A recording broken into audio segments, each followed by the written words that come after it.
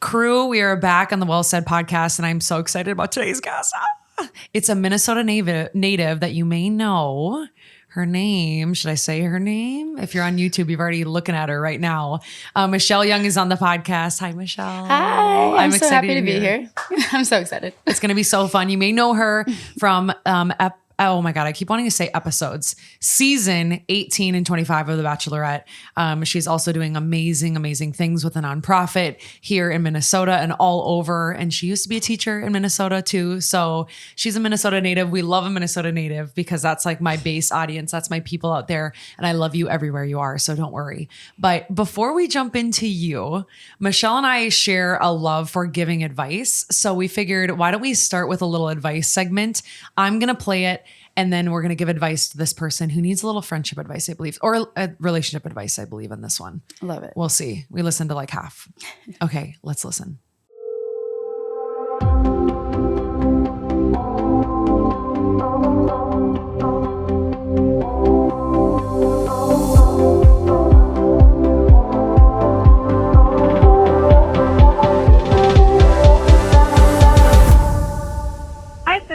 I just want to start by saying that I love the podcast and I resonate with a lot of the things that you speak about. Like this last week's episode, you talked about feeling pressured into drinking when you're out with a group of friends, and I've definitely been feeling that way lately. I did dry January. It felt really great doing it. Want to continue doing that in February, so it's been a little difficult hanging out with some of my friends that like to go out every weekend. But anyway, my advice that I need from you is me and my boyfriend are 25. We've been together for 7 years. We met our freshman year of college, and we moved in shortly after into an apartment together and have lived together ever since. So we've talked previously about marriage, and we both want to get married, but the thing is I'm ready to get married now, and my boyfriend says he's kind of ready, but hasn't proposed yet. And so my question is, what do you think I should keep waiting, or do you think that a conversation is needed about, like, I don't want to wait forever, and if it's not something that you want to do now, then maybe it's something that, Okay. You might have initial thoughts. 7 years is a long time. She's 25 years old. So do you consider 18. that old or young? All young. I consider that young. It is still. young, but 25 years old, but 25 years young. But Right. I think she's young to be like, I mean, getting married, I feel like it depends. Minnesota's sometimes a little bit weird. I feel like outskirt cities are sometimes weird too, just in every state where everybody wants to get married at like an early age. Don't, no weird, no shade to that. I think it's a beautiful thing. Just sometimes I think people feel rushed to do it. Right. I'm not implying that's how she's feeling, but after 7 years, you should know, right? Right. So but we don't know, like, as she was kind of talking, there's so many pieces that go into like taking that next step. Yeah. Because they already live together. But that next step, especially in how society plays out now, there's a lot of pressure on the guy to purchase a ring. Yeah. And you might have talked about different ring types, but if you want a little bit more expensive of a ring, or there's all these different things in a part. And so like the financial piece, I think really can weigh on the males that has to get taken into consideration. That's a good point. I also think that when you're dating for 7 years, there's a chance that someone could have gotten comfortable. Yeah. So my question is, if he is still putting in effort, if he's still like showing up for her, are they still doing date nights? Do they feel like, that fizzle is still there? It's not going to be this butterfly moment. Like that doesn't last forever, right? You kind of go in all these different cycles. But if his intentions are to get to that point, he might need a little extra time, financial situation and work, and like, what is the job life like? There's just so much that comes with that next step that he could potentially just be like stressed out about or anxious about. And so just I think there needs to be a conversation. No, I totally agree, but you totally gave me like a different perspective from where I was going. So I like Yeah, that because yeah. it's true. Because there's a ton of pressure on the guy about the ring. Right. Like how, there's like this, like, oh my God, what's it going to look like? How big is it going to be? How much money is the person going to spend? Which Right. that would feel terrible. That's an icky feeling. Again, I'm with you. Conversation needs to be had. Right. If I could, I would ask like a follow-up question to her of like, is he giving effort? Right. How is he showing up when you say like, I do want this, like you're my end all, like you're my person. I know that, like, is that being reciprocated very obviously? Because Right. if there's any sign of like, this is not obvious that he's saying, Yeah. I completely agree, there might be some conversations you guys need to have. Like, Correct. And like, yeah. has he fallen off a little bit? If Yeah. he's fallen off a bit, that doesn't mean that the relationship needs to be over. No, Like cut no. him off, right? Send him to the streets. Doesn't need to be like that. You don't want to be on the Get him streets. out. You don't want to be on the streets in Minnesota. No. On dating apps, anyways. No. They're absolutely terrible. But I've heard they're horrid, but they are not the reason to stay in a relationship if it's not working out, though. yeah, fair enough.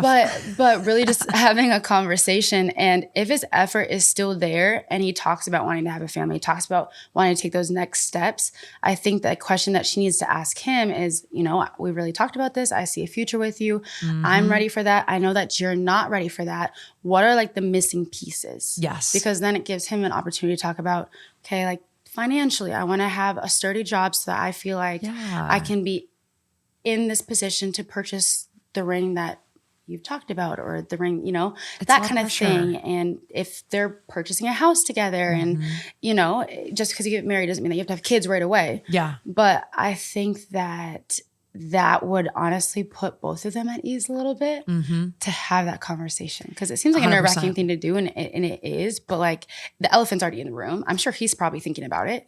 For sure he might feel is. that pressure if he knows that she's thinking about it. So Well, and she's saying she's ready. So who knows if she's Right. like at home, like, okay, when is it going to be? When is it going to be? Right. He also maybe could have a ring. We have no idea. We're speculating that like he doesn't want to or isn't Right. sure when, but he's actually planning on doing it. We don't know. best case scenario. Best case scenario. But I would say my only fear in this from like friend situations or things that I've heard from people's write-ins is like, is he all in? You need to know that now. So figure that out, have the conversation, be true to yourself.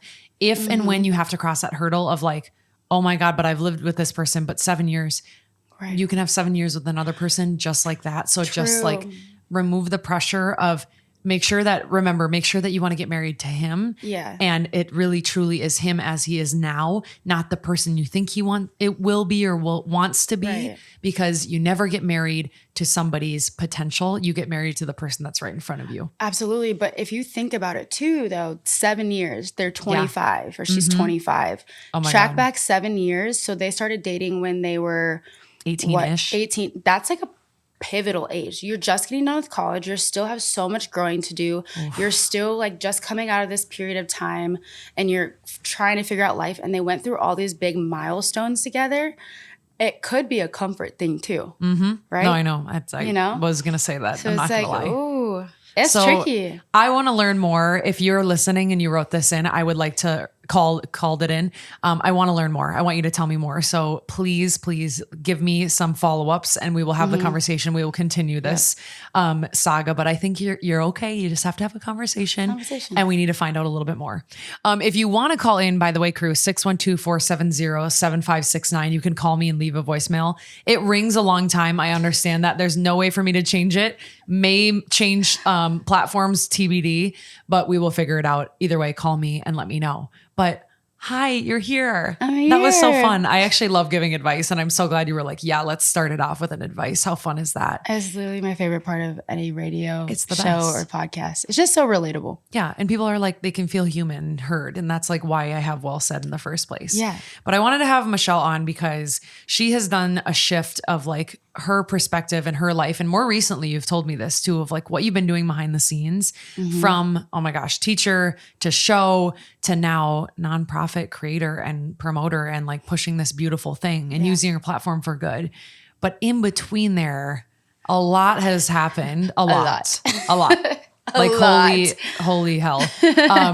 I would love for you to talk to me about like just the initial change of like you went from being a teacher to actually, I don't even know if you applied or if someone applied for you, but like just like that shift from teacher where I'm just living my life in my own bubble to now I'm in the public eye and what the heck is going on? Yeah. It was a little bit of an abnormal experience, contrary to like maybe the typical reality TV show experience with The Bachelor, just because we were in COVID. Oh, and that's right. It was COVID. It was COVID literally hit. And so life was just kind of up in the air.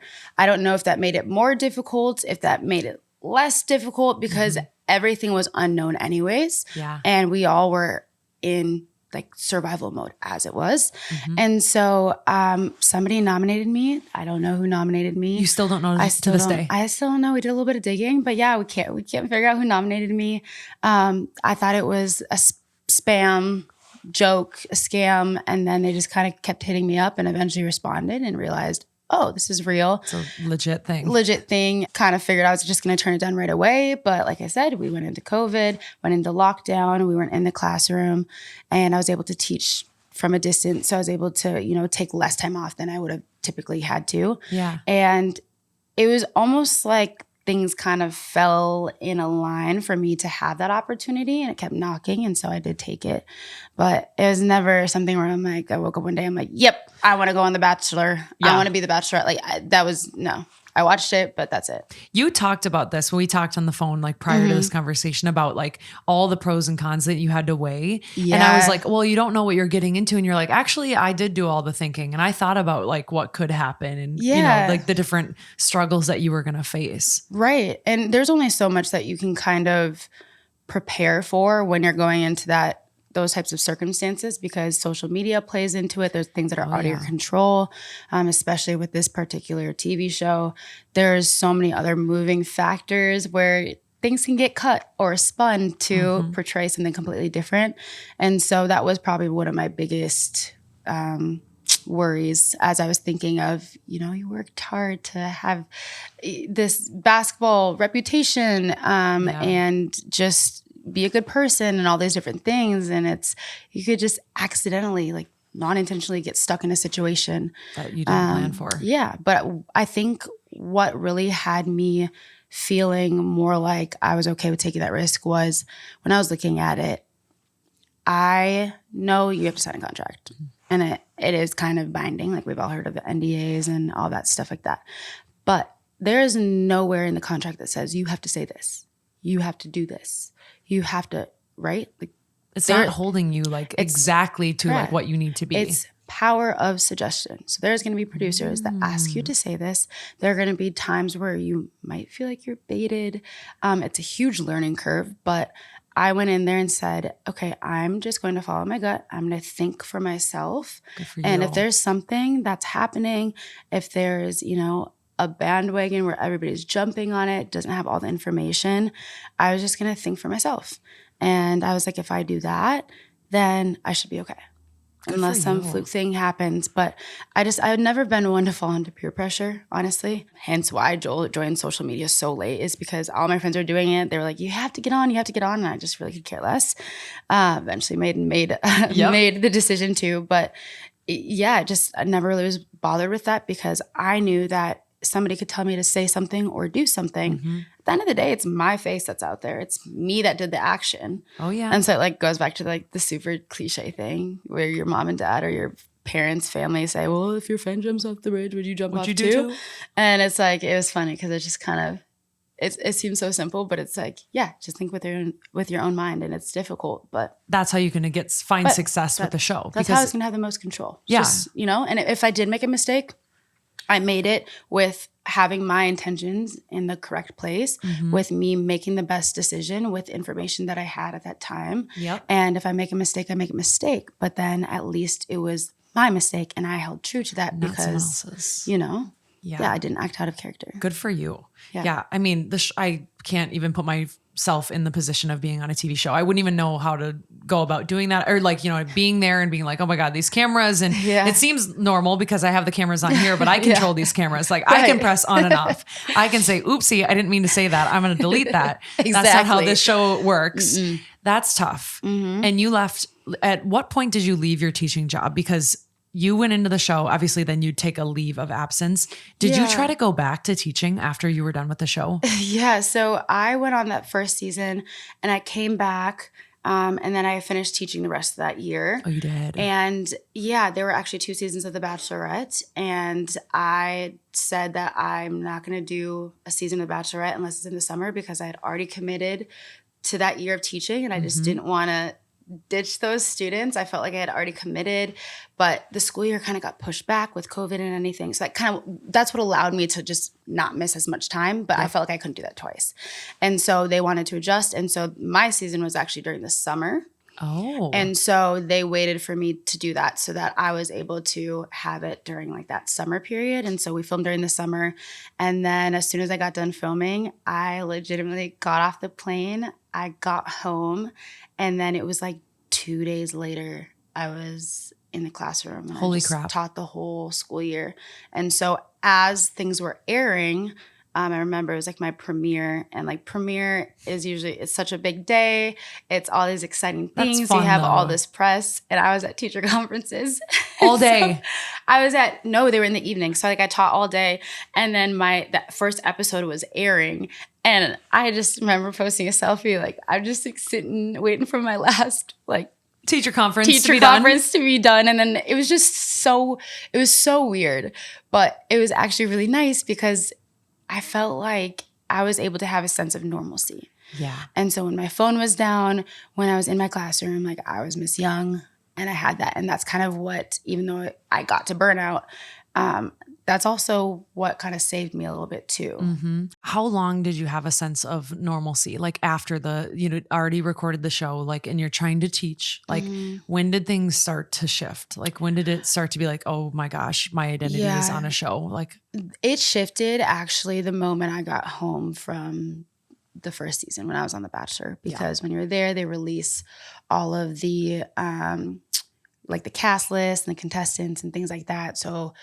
you don't have your phone. The moment you get back to your phone is just like buzzing and going off. And I came back to like 700 something text messages and notifications and things like that because it was released while you were filming. And so the moment you are going through that, it was COVID. So I had a hat on, I had a mask while I was like traveling through the airport. That was really nice. But you did start to kind of notice that people were like, oh, double booking and things like that. So it did change pretty quickly. Weird. Leveled up once you are like announced as a lead. Right. And everything because people are invested. And so that kind of took another step up. But yeah, it was wild. And it still is kind of an adjustment. I don't know if I will ever fully adjust with it. And I think that's just because I always like remain that piece of myself, like Michelle from Minnesota. Yeah, you're here. You're grounded. I feel like most Minnesotans are grounded, like really, truly. So I think you've done a good job of maintaining that, I think. Well, thank you. Yeah, I think I'm like, so too. but also I'm a fellow Minnesotan, so I'm like team Minnesota. So I love that. But I still think that. And I think a lot of people think that too. So yeah, good. But I just was curious because I'm like, okay, did your friendships change? Did like so much. Yeah, like talk to me about that because I'm sure, a lot of what we talk about on here is like relationships and friendships and like how it's hard to make friends. In Minnesota, it's hard. Friendships change. The period of friendships change. So I just would love to hear your perspective on like what that felt like for you. What's so weird is I've lived in a few places and I've lived in like South Carolina. I've lived in LA for a little bit. Went to school in Illinois. It's hard to make friends everywhere. I'm a very extroverted person too. Like I'm very bubbly. You seem very much the same where you can kind of just connect with anybody. I love to, yeah. Yeah. Or try to. You could connect with a rock if you wanted to. If I wanted to, yeah. You absolutely. We'd have a great conversation. But yeah, it's just these days everybody seems to be more cliquey. And I don't know if everybody's just more guarded or what. Maybe. But a little bit of everything. But yeah, friendships definitely changed. And I went through coming out of COVID, I was teaching, I was balancing the show and that whole thing. I was going through a lot of anxiety stuff. I went through a breakup, and this is like all within the span of a year. I can't believe that all happened under 1 year. Yeah. And I didn't really realize how much had happened and how many big changes had happened until I sat down and broke down about it to my family one day. Yeah. And my mom was like, look, you need to give yourself a little bit of grace because this happened, this happened, this happened, this happened. And it was just, when we kind of went through it, I was like, oh shit. Okay, this makes kind of sense. This makes a lot of sense. Anybody would crack under pressure for that or feel these things. Just feel it, or just, feel lost at times. And I feel like everybody, even the last few years after COVID, especially as a female, you feel lost because like biological clock is ticking. You have all these other things. It's like you get, you really struggle with that, especially as a woman. I mean, we went into COVID. I went into COVID when I was 27. Yeah. I was like, well, I guess what would I have been? 23, 24? Yeah. Yeah. And I was single when I went into COVID. So I was single and then went through this, but it didn't work out. Yeah. And so now there are those 2 years where you're either in a really committed relationship. COVID either made you or broke you. I know that's Jordan and I, our relationship accelerated because of it. Yeah. But it also could have accelerated things negatively for people or kept you in like a standstill period that you weren't planning on being in your mid 20s, early 20s, late 20s, wherever, 30s, that you're like, what the F? I wasn't out there like meeting people because we literally couldn't be. You couldn't. And so it's like that. It's unfair. It's like that gap. Yeah. And so that gap, especially when you're in that prime time of, especially as a female, you're, oh my gosh, biological clock is ticking. I'm up against this. And I was just, didn't have this time to like meet people or be in certain situations or whatever. Yeah. It just was a lot of stress. So just through those changes, the platform, somebody did tell me, Becca Kufrin, she was the Bachelorette from Minnesota as well. Oh yeah, she's great. Yeah, and she had a conversation with me before I stepped into the position, or once I knew and had been announced, and she just said, look, your friendships and your circle, it's going to get really small, which I feel like you had that happen when you age anyways. Yeah. Like you have, you go through high school, you have your high school group of friends, and then you go to college. And when you go to college, you lose some of those high school friends. Yeah. And then you keep in contact with some of them. And then after college, the ones that you remain contact with, a lot of times they remain your great friends or good friends. And then life starts to happen, whether it's jobs, people move away for jobs, people start to get engaged, have a family, settle down, move different places. It gets a little bit harder to connect or just hang out. You can't just drop everything, go hang out, because you are now an adult. You have to adult. And so you have more of those friendships drop. And then I feel like as you get into, I'm 30 now, I always knew that the circle naturally, I feel like for 30-year-olds, does tend to decrease because you just are less willing to put up with bullshit. But with the platform added into it, oh my God, it was just this whirlwind of really kind of navigating who I wanted to be in my life. There were some, people who were in my life that I'm very big on energy and like the negative energy. And I didn't have a lot of energy left. I was going through really trying to like heal from burnout. I was that breakup, all of just life changes, anxiety, stress. I didn't have a lot of energy to have other negative energy sucked out of me. So that did help me make decisions of, you kind of just start spending less and less time with people. But and that's okay. That's okay. That's what people have to know and hear. And I was prepared for that. Change. Yeah. And I felt like I was fairly prepared for that. But what I wasn't prepared for was the depth of how a social media platform, once you kind of get to a certain level, how much that can really bring out different sides in the people around you. And I've literally never told anybody this piece or this story before, and kind of just kept it to myself or just like my close friends and my family and everything like that. But feel comfortable enough to share here. I think the hardest part for me was you go on a show like that, and a lot of times everybody expects you to change. And the one thing is, I want to change. I always want to change for the better. I want to grow, whether the show or not. But I'm going to come back and I'm still like Michelle, right? Like I give a lot to my friendships. I care a lot about the people who are in my life. I'm very present when I'm with them. I'm not the best at texting back all the time. Neither am I. But the people who are in my life understand that that's not it's not personal. And sometimes I do need a reminder. And same with other friends. Like if I text and reach out and they don't text back, I'll shoot them another text. Hey, just want to check in again. Want to make sure that you're okay. I'm back. Like, it's not personal, right? It really hit me where, you know, when you're up on this level, if I go to Target, if I go out to the bar, especially in Minneapolis.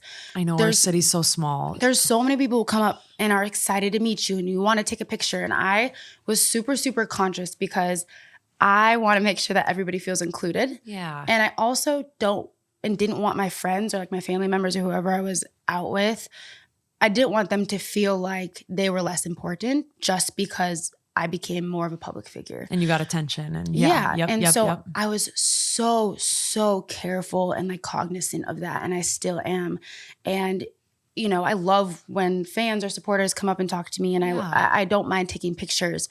But one thing I was very careful of is, and still am careful of, is, you know, if a group of girls comes up and they're excited and they want to take a picture with me or we're having conversation, I make sure to include whoever I'm with in that conversation, because that's really important to me. That happens still very frequently. I don't want to just turn my back, right? Because then every time they go out, okay, well, we're out with Michelle. We know that we're going to have to put up with this. Like, there's some factors that we just can't control. We don't know how many people are going to come up. We don't know what kind of attention we're going to get.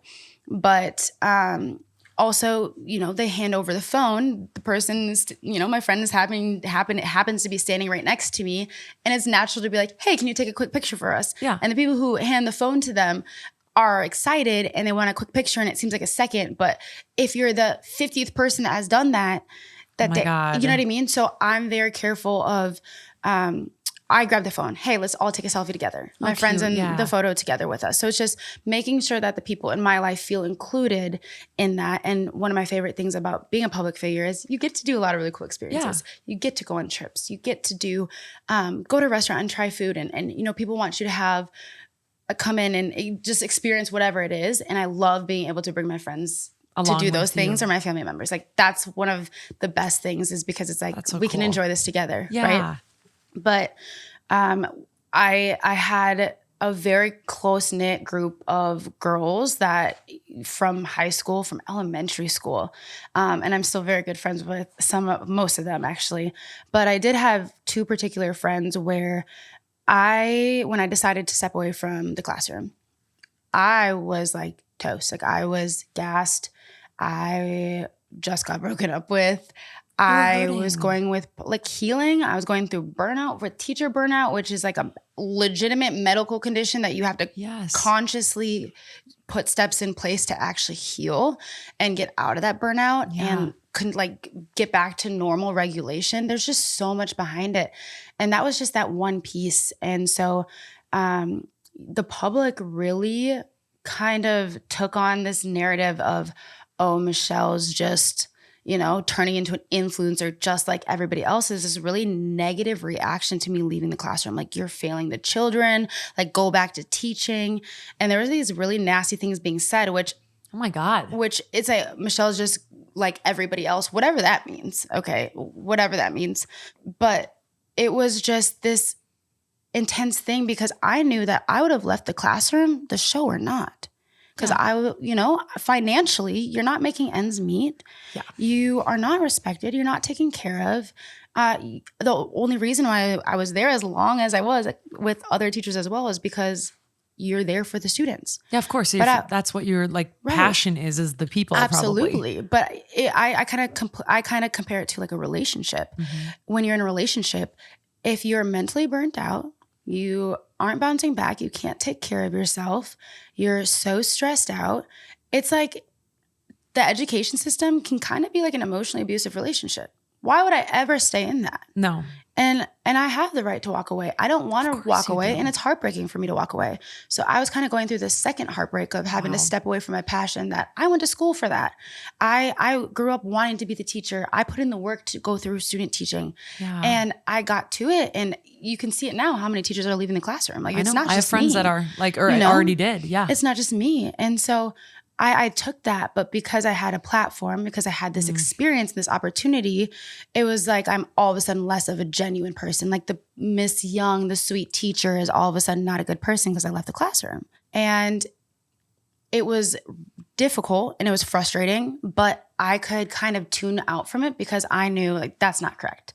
And also, sorry, but this is not anything different. Like people have undervalued teachers. This is just an extension of that. Like it's just a more public example of that happening. Yeah. Still pisses you off and it's still frustrating, but it's like I went through all of those really difficult days and I was really fighting to keep my head above water. And it was a lot for me to have to step away from that and try to find a new career. Yeah. And it was really hard. And I had two of my friends who really jumped on that bandwagon with the public. On the bandwagon with the public, not with you. With the public. And there were people who would have stood next to me like during my wedding. They were that close. And it was just, I remember being on FaceTime and kind of really getting like blindsided by this conversation. Both of them were on the same FaceTime. And they just said like, you've changed. Like, I can't believe you're leaving the classroom. And here's the thing, life hit. And so I wasn't as good at getting back texting. Like I'm not like, I'm a perfect person. I'm not like that. I will own my faults. Everything. But what I do really focus on is I gave as much energy as I had. I wasn't the warm, bubbly Michelle all the time because I didn't have that energy. I gave what I had left at that time. Yeah. And I was still caring. I was still considerate. I was still thoughtful. I still reached out, but I didn't have this overwhelmingly amount of like abundance of love to give out because I was trying to survive myself. And so I really kind of learned which people were going to stick through your low times with you. That's such a bummer. And it was really unfortunate. And I think the piece that really helped me turn the corner with it was when, I'm a big, I'll fight for like friendships. Like we can get into a hard argument, but like I'll stick in it. I'll work it out with you and I'll duke it out with you. I'm a huge believer of that. My family is like that. And I think that's really important with friendships. It's not just like tossing them to the side, but in that specific conversation that we had, to have somebody laugh, like I wish I was exaggerating, but to have somebody laugh in my face and just say like that I'm a failure and that I'm leaving the classroom and that I'm just an influencer and that I have less value and that it went to my head and just like speak all of these nasty things to me. And it's like, why did I just spend the last 20 plus years investing in a friendship? If I told you I'm burnt out, I need to step away. And it was the teaching that was targeted. It was me leaving the classroom. And it was the people who were closest to me and knew so much about me that the platform had kind of skewed that for them when they weren't even here in Minnesota. They weren't even living in Minnesota. They weren't with me from a day-to-day basis. And like I said, I was trying to keep my head above water and everybody who was here knew that. And I had expressed that.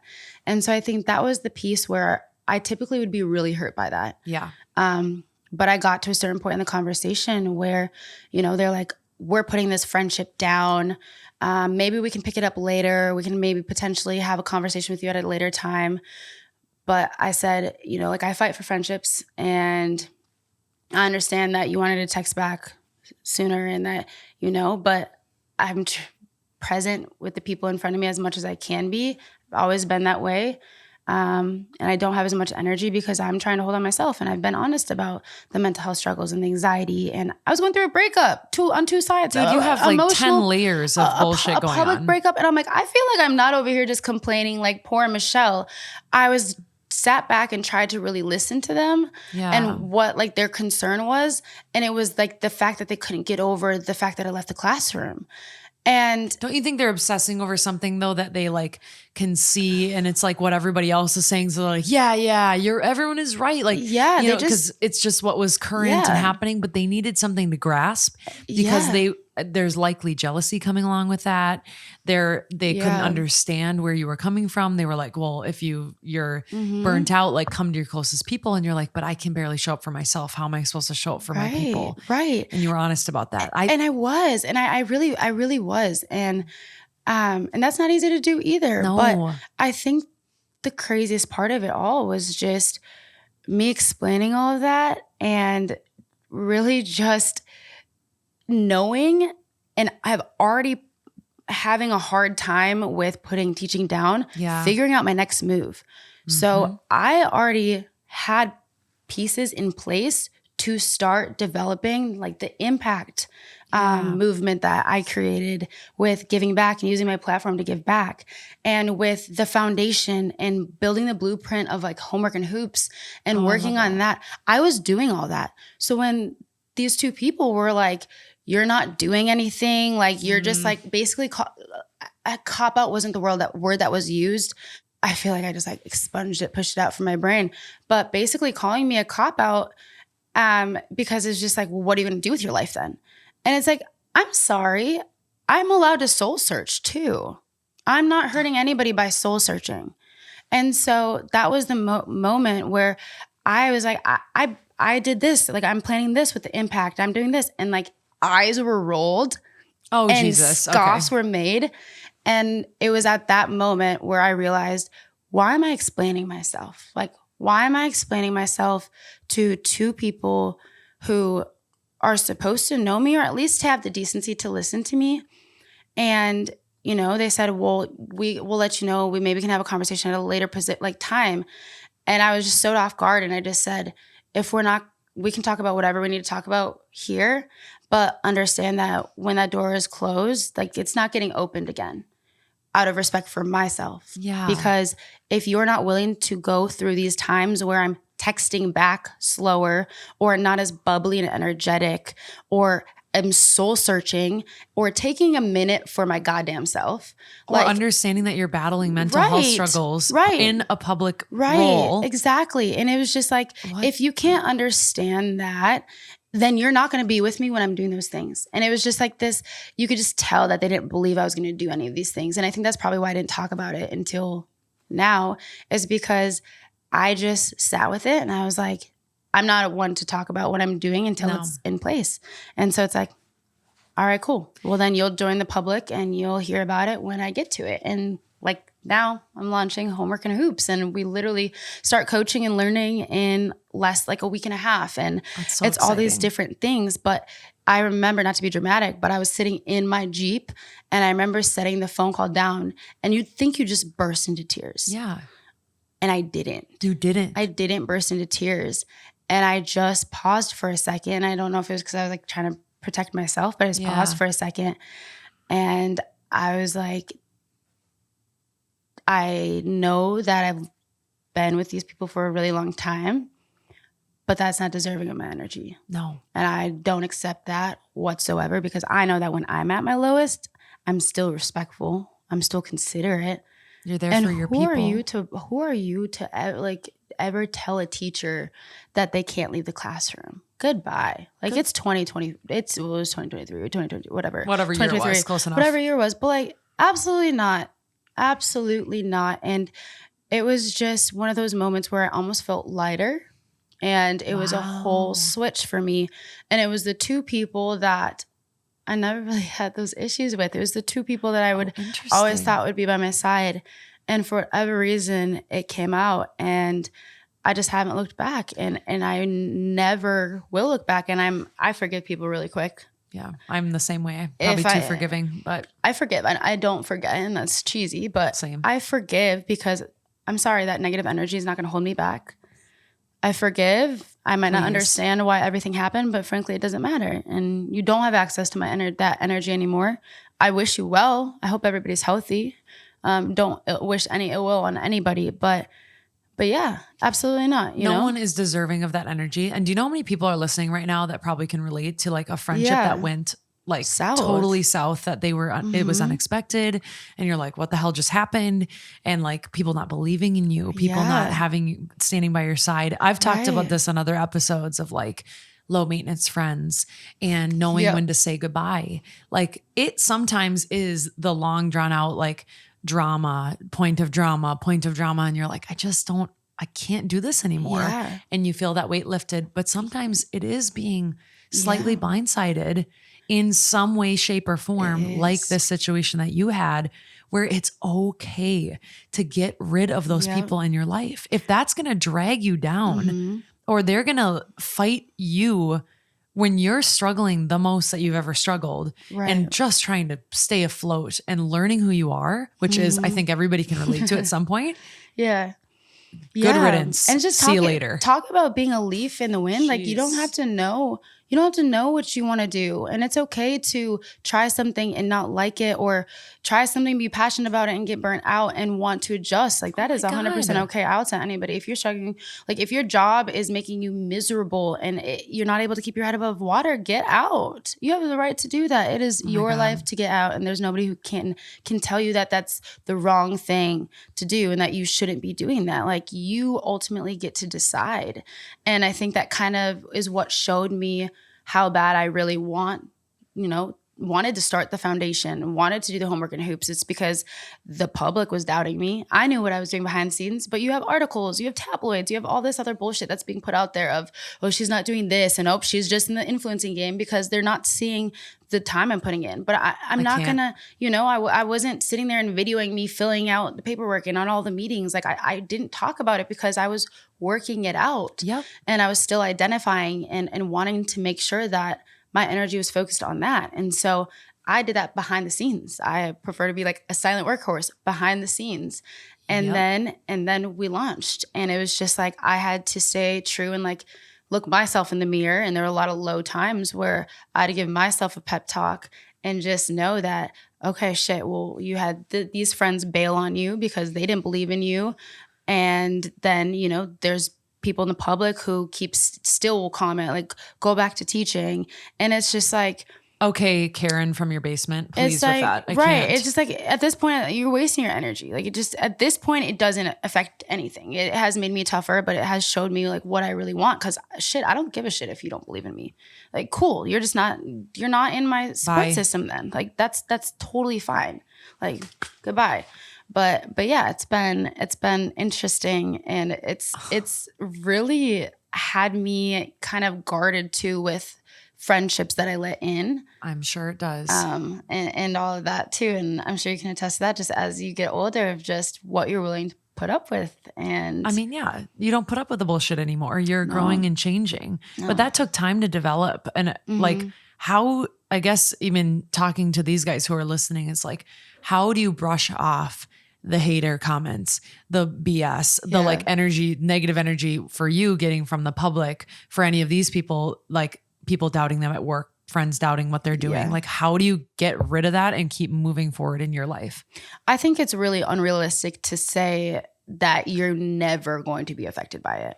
Everybody's human. You're going to have a bad day. You're going to be really tired. You're going to be getting over a cold or like a sickness, and then it's going to hit, and you're not going to just like punch through and be perfectly fine, right? There's times where it's going to knock you down, but your job is to not stay down. And so I think I've done a very good job for the most part with social media and like hate comments, because when it comes down to it, it's like, if you're taking time out of your day, I've never written anything nasty or like a hate comment or just Reddit or whatever. People, I'm not on Reddit, but people will send me Reddit threads, which is like things that people will send me. Why do they send it to you? Do you want to see that? You probably don't. No, you don't. But again, people are weird, and they're like, let me send it. People are talking about you, and it's like, I know that you care, and I really appreciate that you care about it, but like, I literally could care less. So you don't need to send me anything on Reddit unless it's like something I really, really need to know.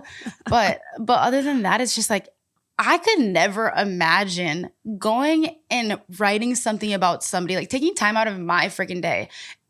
If I don't know, if you're on some other world, like whatever it is, time frame where you actually have time to do that. I don't know how people would have time to do that, but I understand what you're saying. Literally, and when you do, it's such a reflection of you.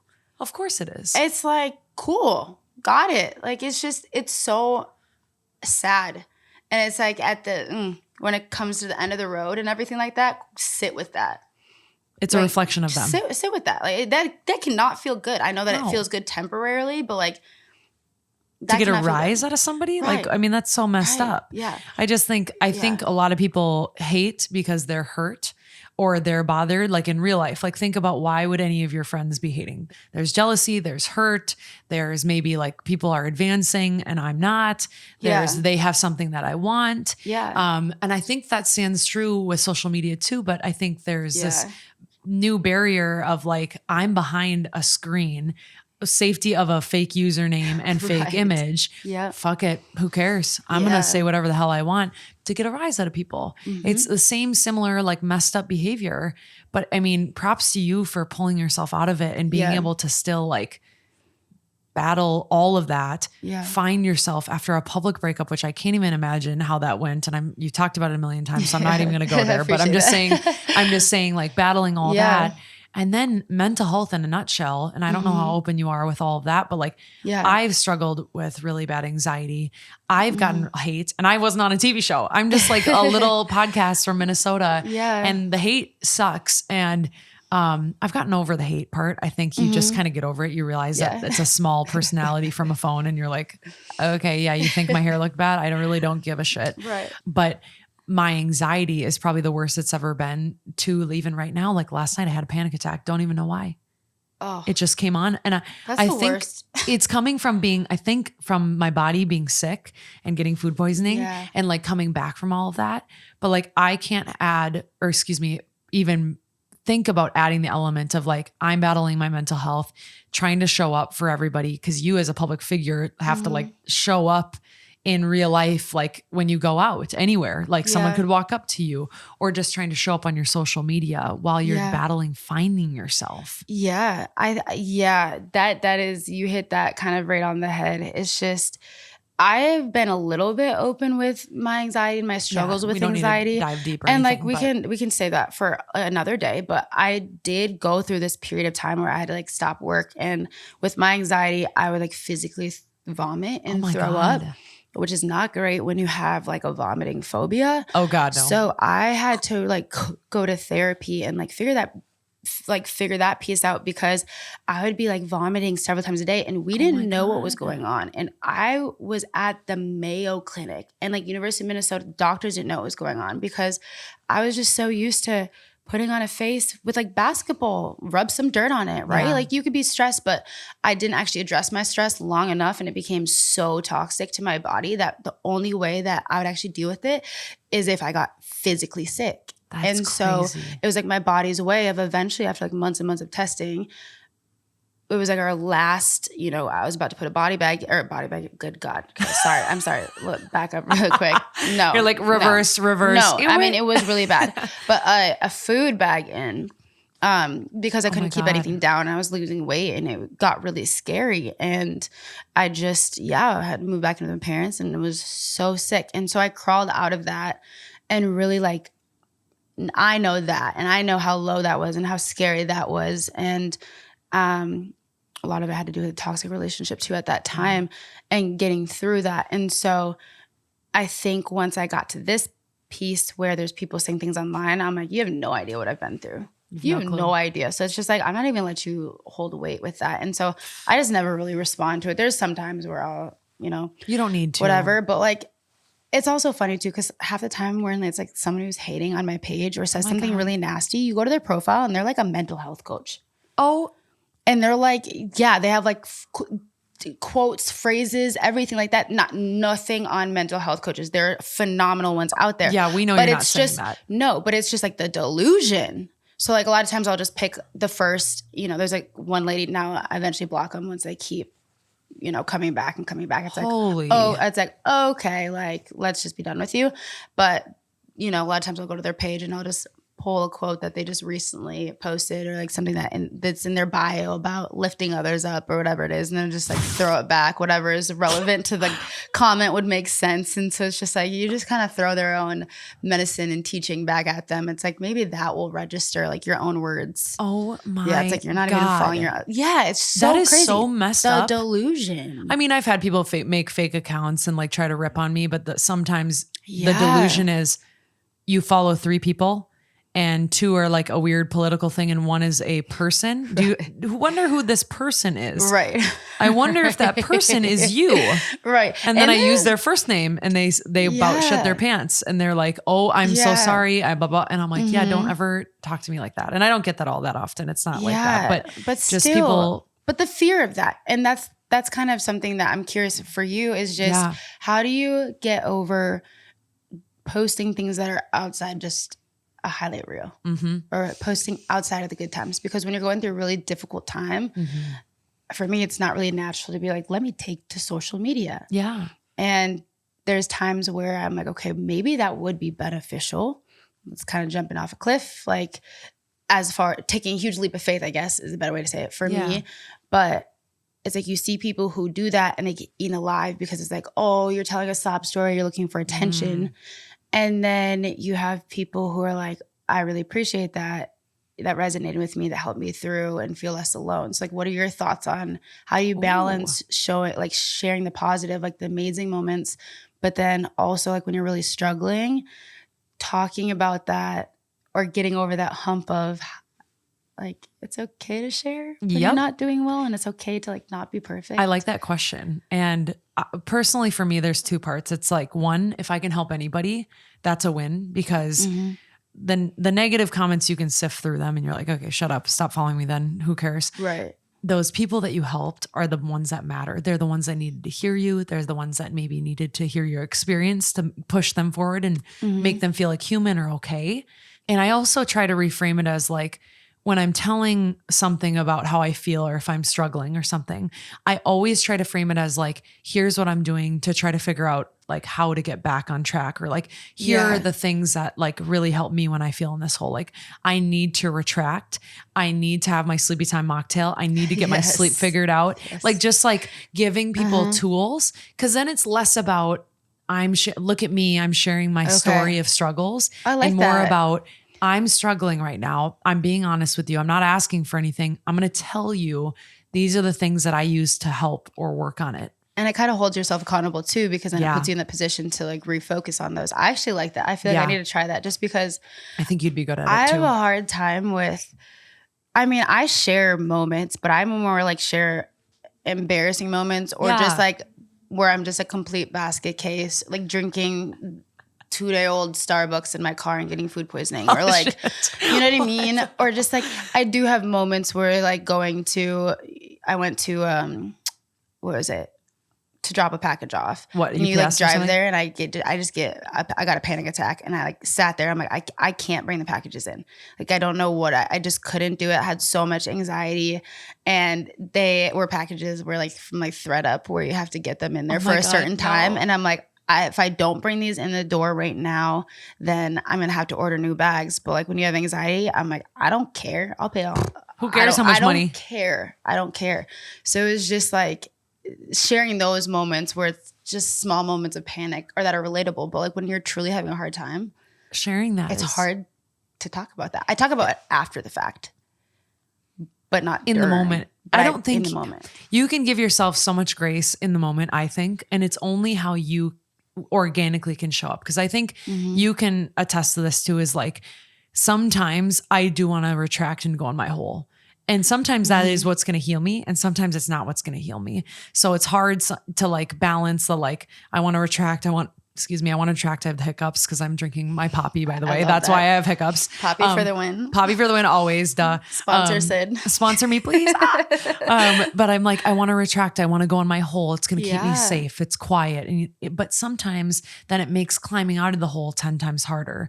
So when you're able to, getting on there and sharing, because that's a part of your life, right? But it's not, I just want to tell you this is like, you can handle sharing your life the way that you want to share it. It's your life to share. It's your platform to utilize. Nobody has a say over how you utilize it. We only lose when we're in the comparison game, because every day I beat myself up on me not sharing enough on social media, not posting enough on my podcast. And I'm like, for fucking what? Right. Like, I'm doing the very best that I can. Absolutely. Like, I need to just be like proud of myself for 2 seconds. I love that. I'm laughing because I was in that mode the other day, just the whole comparison thing, right? And social media, it just doesn't matter how confident of a person you are. It gets to you and it does impact your mental health. I know. And it's hard when it's a part of your job and it is a part of business and it is phenomenal to connect with people, but it does really take a toll and it's really hard to maintain balance. Yep. It's like a swinging pendulum. But there was this one quote that I think I was just having a hard day and I was scrolling, didn't want to get out of the car yet when you pull up and get home.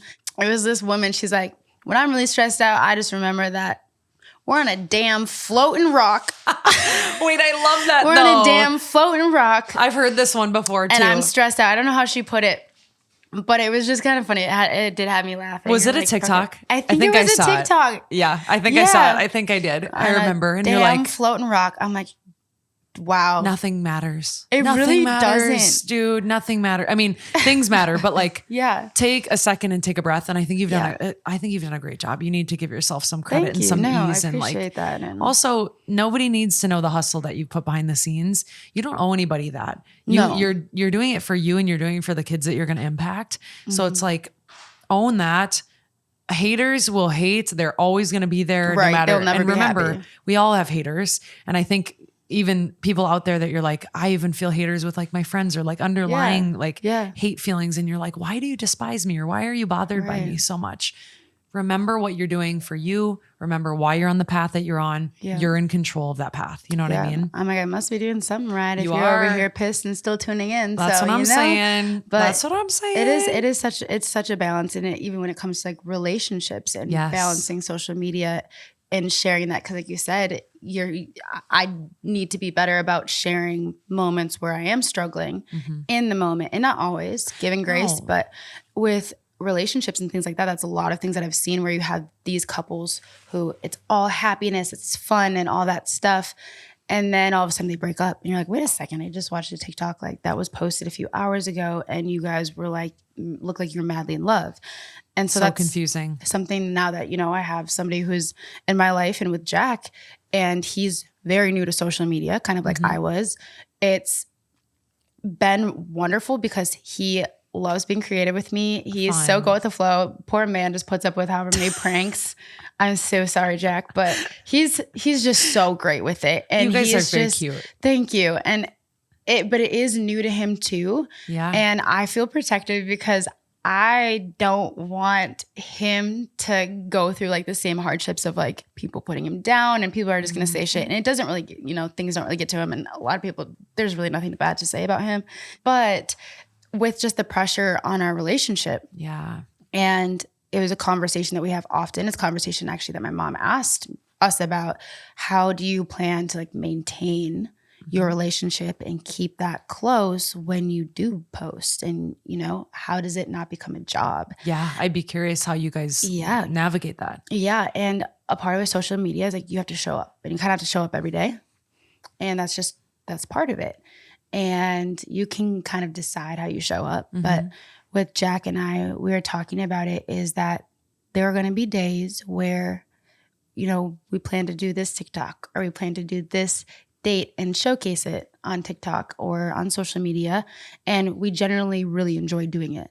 But we have days where, especially me, who I'm doing the editing, and I'm on my phone a lot already with doing other editing, brand editing. You're just on your phone responding to comments, interacting with your community, but then just work and brand deals and running homework and hoops and that whole thing online. Oh everything is so public and online and on your phone. Is that there are days where I'm like, Jack, I want to do this activity with you, but I want to do it with like cameras off. Yeah. So I have the right to say that. He has the right to say that. Ultimately, that means like our relationship will always come first. So if we're burnt out, if we're feeling a little bit off, or we're just exhausted, it's like the camera doesn't come first. I love that. Right. And we both have, not like a code word, but we both have the understanding that, if we're off, that's okay. And when we're doing something, we're doing a funny trend or we're trying to, do like a voiceover. We did this the food voiceover on TikTok, y'all. I cannot tell you how long that took us. Oh, Jesus. Because we went halfway through it and we were in Miami where we just ordered sushi to do this TikTok.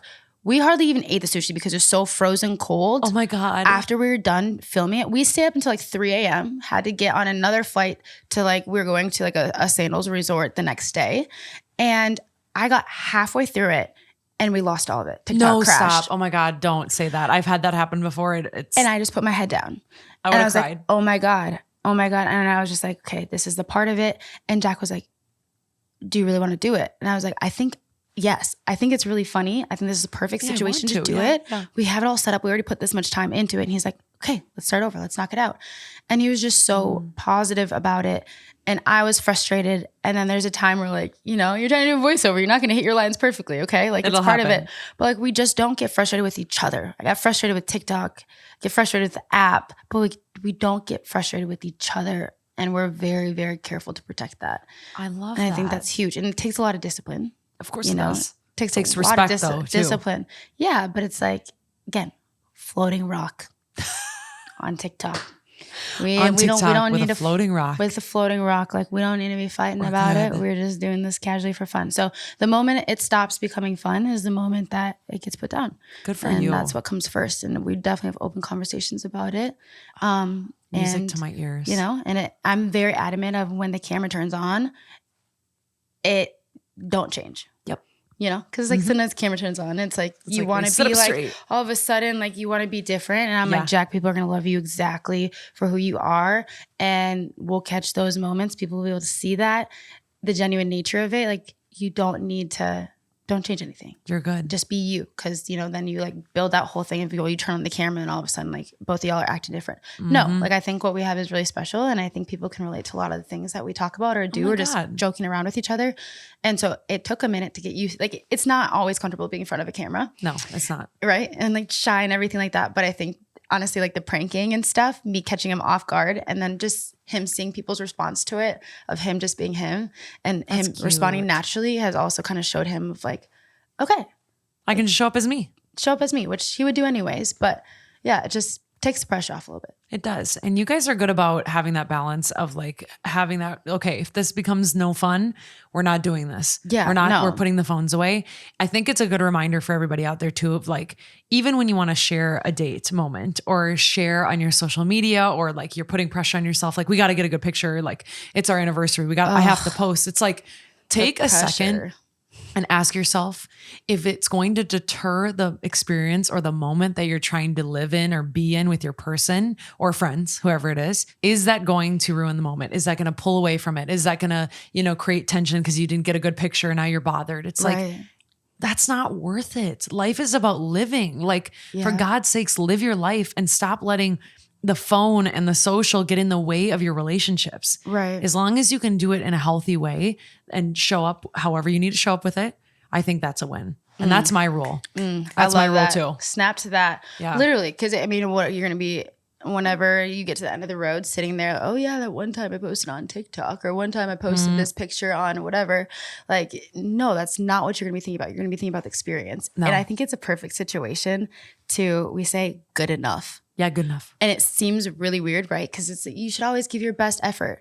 And it's in those situations, like you said, if it's going to take away from the experience, good enough in social media days, especially like I've learned it is your piece a lot of times because one, nobody else knows what other pictures were even the option. Yeah, true. Okay, so like we sit there and go back and forth. Like I'll go back and forth between two My arm pictures. is low and then it's high and then it's low. High, right? And you're just like flashing it and then you're going through like the live photos and trying to find the perfect one. You can spend hours doing that or spending hours finding the perfect photos for the carousel and what order they should go in because there's supposed to be an order and then like the caption and all these different things. And it's like you spend so much time doing that.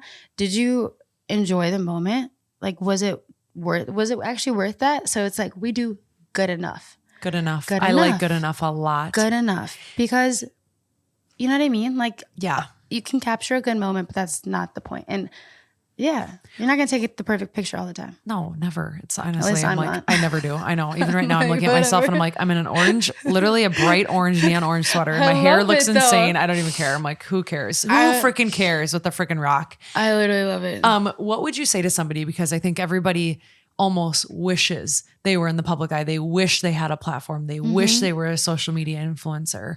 I think that we've learned, or hopefully a lot of people have learned, I definitely have, that it's actually not all that. It's not this like amazing thing you should strive for you. You're using it for good and striving for giving back to your community. Yeah. Like, what would you say to people who are like, no, but I just want to be an influencer. Like, I know that it'd be like the end all be all. I think it's your reasoning of where you want to be and why you want to be there. So there's a lot of people who look at influencing because the fame and the attention and the likes.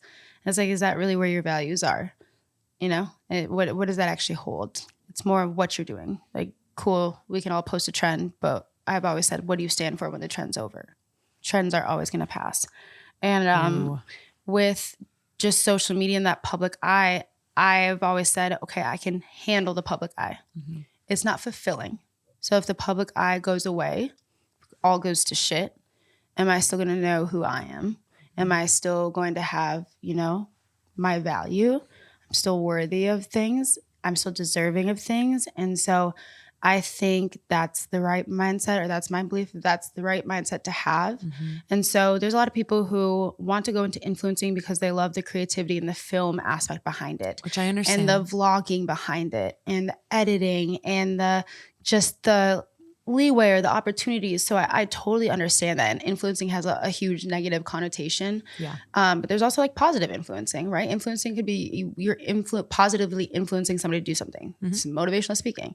It's just kind of what society and trends have made influencing become. And there are a lot of like, especially even like youth and things, a lot of people are getting into it because they want to be famous. They want to be well known. They don't care what it's for, you know, and that's a whole different conversation. But with my piece with the public eye of kind of why I can handle it, but it's not what fulfills me. It's not my purpose, is that I don't have a choice. You can't really go backwards. Once you're in the public eye, you're in the public eye. So I could sit here and panic that I can't go backwards. And like, that's a waste of energy because there'd be a lot to panic about. And frankly, I can't do anything about it. But I really focus on what pieces of social media I like, and what is the most meaningful pieces to me. And so me is being able to interact with people and connect and relate and change people's lives and inspire them. Yeah. And just kind of build a community where people feel included and they feel seen and helping people. And I think that there's so many different ways that can kind of transpire. And there are cool opportunities that come with that for traveling. And that's a passion of mine, traveling. So that's a part of it too. But I love that. Yeah, but it's hard to balance with it because there's times where you do have to look at like analytics and statistics and all this other stuff. And, you know, growing platforms, you want to grow your community. You want to reach as many people as possible. And it's tricky to separate that. I bet it is, but you're doing it. You're doing it. I just wanted people to hear from you that it's like, this isn't just as easy or as like glamorous as it looks, which you just alluded to. It's like, it's the pieces that are fulfilling are actually like sister to this thing that you got and that you're like a part of now. It's not the attention that you get when you're walking around or like the attention online. It's not all that. It isn't. And it really does impact people, everybody in your life. Yeah. It's impacted my friends positively and negatively. It's impacted my family positively and negatively because we can't just go out for dinner without, you know, somebody a lot of times coming up to interrupt or, you know, not in a rude way, but just to say hello. And I love that. And I do love talking to the supporters and things, but it is hard sometimes for me, or I feel bad because it's like, this is my decision. And then other people are being impacted by it. And you really do have to think a few steps ahead of if I do this or if I respond in this way, and it's reflected in a negative way, or somebody catches it and twists it and blasts it on a tabloid. Like tabloids are all for the clicks. Of course, so there's been times where like there's a bogus tabloid, right? And it's like I feel bad because like my mom and dad have to deal with that, and they know, and they're not impacted by it at all. But again, it's like your family and your friends are impacted by all of your actions, and you see it and they feel it a lot more when you're in the public eye because it can just go south real quick. I know that's, Yeah. Lord have mercy. Yeah. I don't want to stay on this very long at all, but I was going to say you've set a boundary of like at the gym, like Yes. not having people like Yeah. taking pictures with people because it's the gym, right? It's your space. It's my like mental space. your one boundary. Yeah. So I realized that, especially once I gave teaching up, I didn't really have a place outside my house that was my mental health space. I'm very extroverted. If I stay in my house for one full day, and I'm still learning how to work from home and trying to go to more coffee shops so that like I'm out in public and around people, because I'd be like, the world is ending. I feel super low, super anxious, and I don't know why I feel that way. I start questioning everything and say, I just haven't left my house in 24 I'm hours the same way. or 48 hours. And so I needed a safe space where I could go. And I didn't want to, it's such a tug and pull of like, someone comes up and that's the only time they might see you. So they're really excited. You don't want to turn them down. And I want to be able to do that for them. And that's part of it. And I wouldn't be where I am without my fans and supporters. Absolutely love them. Truly, genuinely like love connecting with everybody. But I was like, the gym is a mental health space. You go there, whether you're swimming, whether you're working out, whether you're, yoga, sauna, getting ready for the day. I'm like, that's my place where I'm not going to take pictures. Yep. You're allowed to that. I'm not going to take pictures. I also have a conversation. So if you come up and say hi, I've paused my lift before and I've had conversations with people. But, when they're like, can we take a picture? I just kind of explain, sorry, I've kind of just labeled my, gym as like my mental health space. It's the only place where I just really, it's just my time. And so I love talking to people. I've loved talking to you, but I have a rule with myself that I don't do pictures. So that's that piece that has really been protective of myself instead of boundary. And you need to do that though. Yeah, I'm glad that you do that. Yeah. I just wanted you to talk about like where your safe spaces were and why you've like set those up, because it's important to do that. It is. And then kind of my family and friends safe spaces that if we're out for, if I'm at a wedding and we're celebrating somebody, or we're out for a bachelorette party, or we're out for like my dad's birthday, people don't always know that, and they'll still come up and ask for a picture. And I just will say, like, today our focus is really around this couple. I want to make sure that the focus stays on them. So I'm not doing any pictures today, but thank you so much for your support. So I really make sure that like the weddings and all those different things, that it still stays about the couple, or it stays about that person that we're there to celebrate.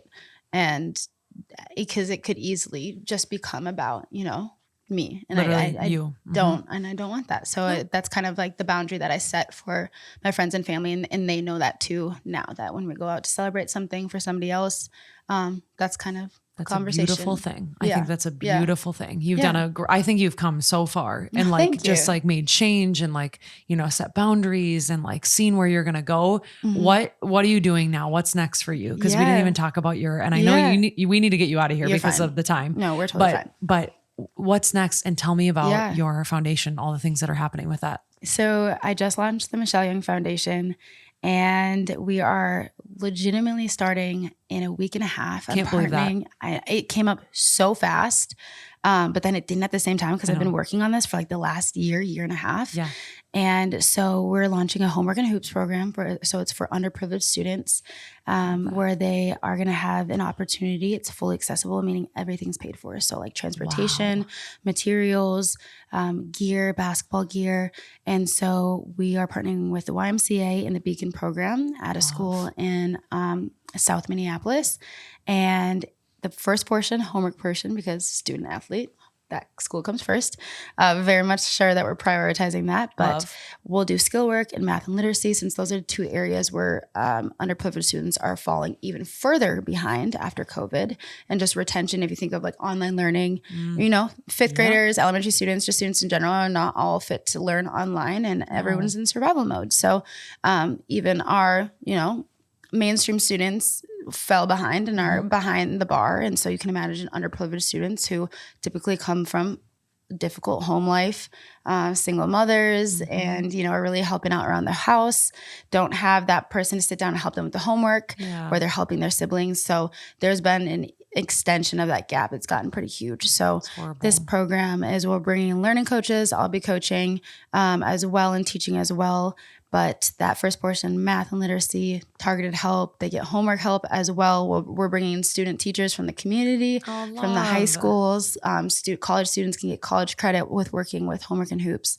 And then the second part of it is that they get to go into the gym and they get to learn how to play basketball. So That's so cool. It's pretty cool. We have a lot of role models come in, kind of partnering, working with Timberwolves, the Lynx, using my connections with them to create an experience for the students, have role models, different players from different, even local schools, colleges come in and help coach the students. So it's kind of like that full community experience where, you know, the student teachers get to learn and have that volunteering opportunity. You know, the bigger role models that are already in the community, well established, they get a chance to give back, kind of lift that up. And then those students get to interact with them and look up to them. And then at the end of the program, we'll turn around and go watch a game. So they get to see some of the role models that they worked with, looked up to through the program, get to, you know, play ball and kind of see all of those different things. So that's so cool. Yeah. It's wow. I love that. That's amazing. Thank you. All the work you've been putting in, who freaking cares about the noise?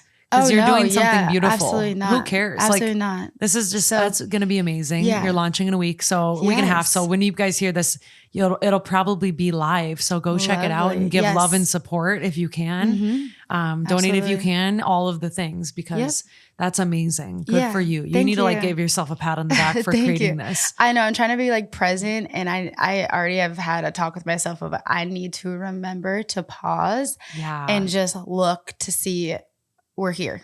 You know, because like I'm very much on to the next. But like life's right now. This is kind of where we wanted to get. And so now it's all happening and it's really exciting. And you can donate at the MichelleYoungFoundation.org. There's a donate button. And even like financially, if you can't donate, I'm a huge believer of, you know, speaking about the things that you believe in when the other person, the other organization's not in the room. So if it's something that you really connect with, what we're doing, we'll have volunteers that can come in. There's a volunteer sign up, but just kind of uplifting, spreading the word that also goes just as far. So I love it. We're really excited. And I think it's going to be something that's going to be very special. So I love it. I'll link it in the bio or in the episode, like body copy and everything like that too. So don't worry. I'm proud of you. Like this is truly like the definition of using your platform for something though. Yeah. Like truly, like that is so cool. Yeah. It's like the positive side of influencing. Yeah. Right? Like it really is. Positive influence. And like influence doesn't always have to be a negative thing. So it's kind of what resonates with me and the impact you're going to create and the immediately on our community and everything like that. Like that's so cool. And maybe this will expand into other communities hopefully down the road. So we're starting in Minnesota. Just Minnesota's home. It's where a lot of my networking connections are. Yeah. And that's why we're piloting here. But we do have our license for California and then applying for like an international license. So as we are financially allowed to kind of expand and things like that and make sure that it's staying sustainable, we'll be able to expand worldwide. So wow, cool. That's amazing. Yeah, God, that's exciting. That's amazing. I'm wowed. I'm like, I want to learn more. I want to be a part of it. I want to donate. I want to do whatever I need to do. I would love that. So it's been quite a journey, and I've learned a lot about the nonprofit world. Oh my gosh. I'm sure you have. It's crazy. You have had a journey just from like, oh my God. Like we just like kind of went through all of it, like teaching to that show, to after the show, to all the things, to the battle, the uphill, the downhill, the whole thing. Yeah. I don't know if I've ever given anybody like a timeline like that. Yeah. But it's so cool. It was so interesting and like, I'm thought provoking to hear. And like, I'm like, oh my God, I want to ask you questions. I want to like hear about it. Cause I could talk to you for hours. I know. That's, I kind of, I also could just talk for hours too. So I'm like, oh my God, I need to shut up and like get Michelle out of here. She's like, oh my God. But thank you for sharing and being open and talking about all the things, the good, the bad, the ugly, because I think people listening are going to feel the impact and they're going to be able to take things away, really tangible takeaway things. Because even if you're not somebody with a platform, having that understanding of like, wow, people who I look up to are actually having things that go on that don't feel good too. You know, like they're battling things too, or they had to get rid of friends or, you know, old relationships. And like, I can do that too. Absolutely. I can be that. I can empower that energy or like take on that energy, and I can do the same because I owe that to myself. Oh yes, absolutely. And just Yeah, we do not all have it together. I definitely do not have it all together. Me either. I don't know if we that's ever okay. will, you know? What is all together? I don't know. All I got to say is floating rock. That's all I got to say about that. I'm done. Anytime, yes, I hope. If you take anything from this, you know? Floating anytime rock. you're struggling. We on a floating rock, y'all. It's not that serious, you know? Is there anything that you wish to say that you didn't say, or like something you want to leave listeners with that are maybe in their 20s, 30s, 40s, wherever they are in their life that you want to leave them with? I think the biggest thing that I've learned these past few years is learning to just take a pause. And life is so fast. We're always focused about the next thing. And especially when we're really uncomfortable, it's not a feeling that we want to sit in, but it's an okay thing to sit in it. And that's what I've really learned, is to sit in my discomfort. Yeah. And to experience that, because as you take a moment to like deal with that and process that, it does make the good times and the happier times a little bit more sweeter.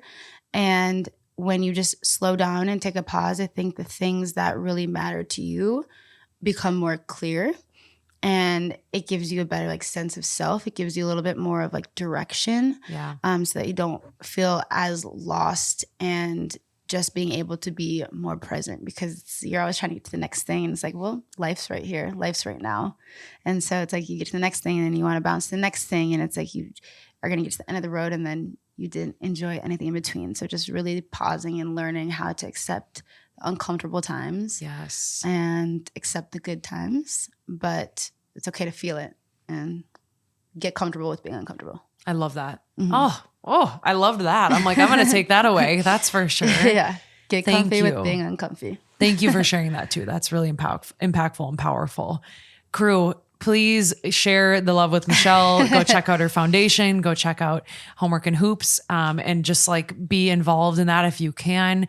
Thank you for being here. Yes, thank you for having me. Where can people find you? I already know your handles, but I like to let people shout them out themselves. Oh, I love that.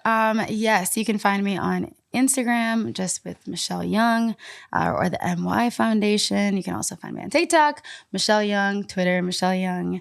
Does anyone use Threads anymore? I'm not going to lie, I never downloaded it. That's so embarrassing. Young.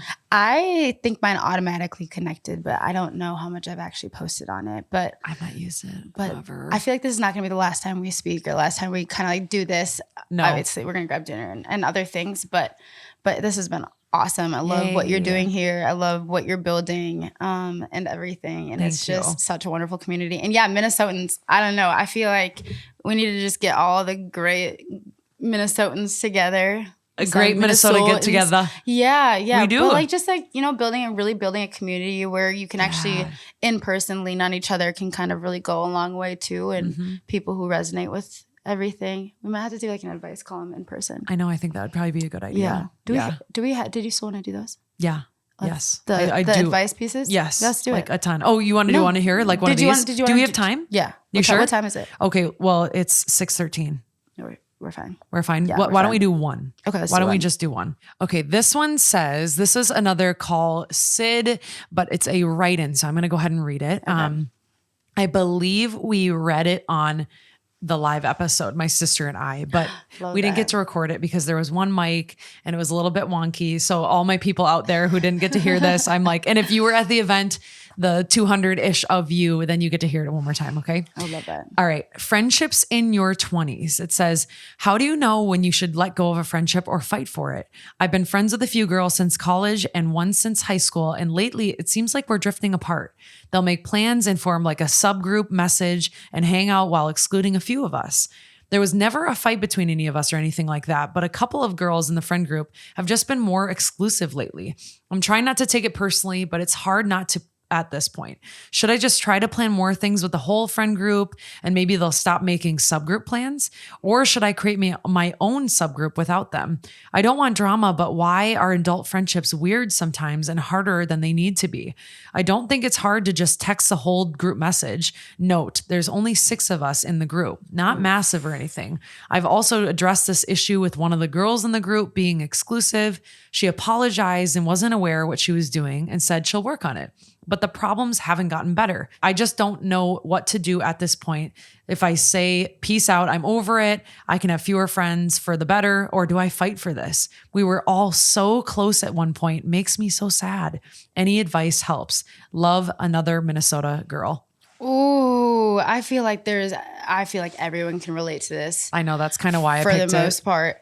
Oh gosh, that's that age where we kind of spoke about this. Oh yeah. Where it hurts. It hurts when, if you're the one getting excluded, but you will get to a point where you realize, why are you spending energy or effort on people where it's not reciprocated? Exactly. And it sucks, but I think if you rephrase it or look at it as, I use the word refocus. Ooh. Mm-hmm. Okay. It doesn't, she said drama, that you don't want it to be dramatic. You can create your own subgroup, but is the reason why you're doing that just because they have their own subgroup? So if you look at it as a refocus. So when you refocus, you focus on the people who are investing energy in you and you're investing energy in them. So if you never text them, will you hear from them again?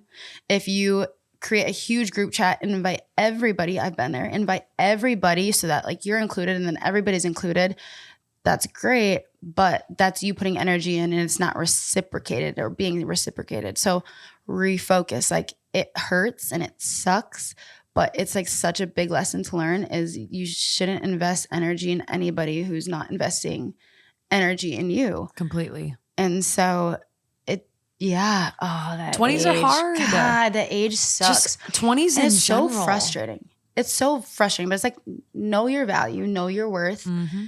And what kind of friend you are, what kind of friend you deserve, set your standard. Yeah. Doesn't have to be this huge falling out. Doesn't have to be this huge confrontational thing. But it's hey, they clearly are creating their own group. If I really want someone to be there, I'm going to make sure I text them because I want them to be there, because I want to be around them. I want them to enjoy the experience. I want to hang out with them. But if they're just, kind of on their own page, doing their own thing, or sometimes people get naturally closer, that's totally fine. Refocus. There's definitely people who are out there that you'll connect more with. I guarantee it. Especially when you take your energy off of the people that you're diving into who are not reciprocating it. Right. I think 20s are tough.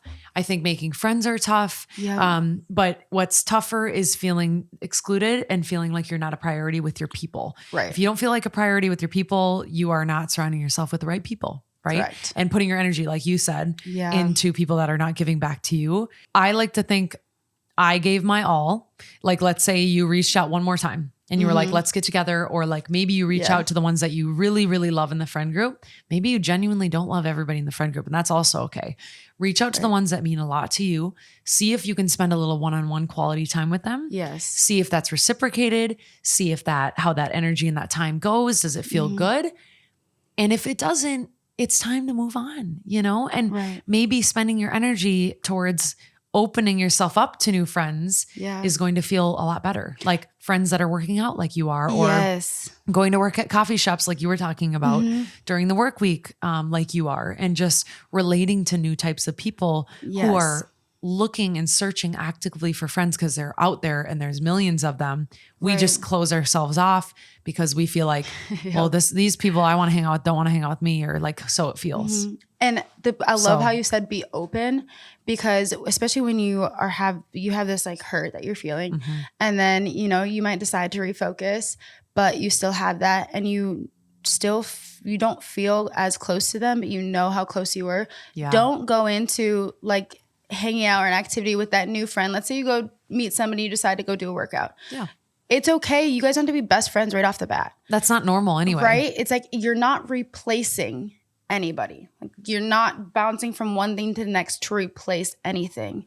But you're just spending your time elsewhere. And so you're going to go in. It takes time to build a friendship. And so it's some of my closest friendships now are ones where I did refocus and I ended up starting to spend time with them, but it did take a little bit to get to know them. And then you do become really close. So it's not going to always happen right away, and it's going to suck for a little bit. Yeah, and that's okay. It's going to suck, but it does get easier. It does. And you're already feeling like shit. So you're already feeling like shit with not being invited, and feeling like you're putting more effort anyways. And so you're going to either like feel like shit with continuing to be excluded, or you can kind of be a little more uncomfortable with refocusing. Again, don't have to hate them, but you're still uncomfortable. You're uncomfortable in either situation. Let's just be uncomfortable on the track that's going to get you out of being uncomfortable quicker. Yes. Because staying in it, you know what I'm saying? Like staying in it a little bit, like this kind of sounds like it might be a cycle. You'll know when it's time to leave. And if your gut's like, what the hell is going on here? It's time to exit. So know there's people out there looking for the same thing as you. Know that losing a friendship or like separating yourself doesn't mean that they're lost or gone. It just might mean that you're going to like you said, refocus your energy, refocus. So I love your response on that. Yeah. I really do. That was perfect. I'm like, I love the call SIDS. Like I said the number earlier, 612-470-7569. If you want to call me, beat me. If you want to reach me, that's where it is. As Kim Possible would say. So nostalgic. I know, right? Thank you again for being here. I appreciate the convo. It was a blast. This was so much fun.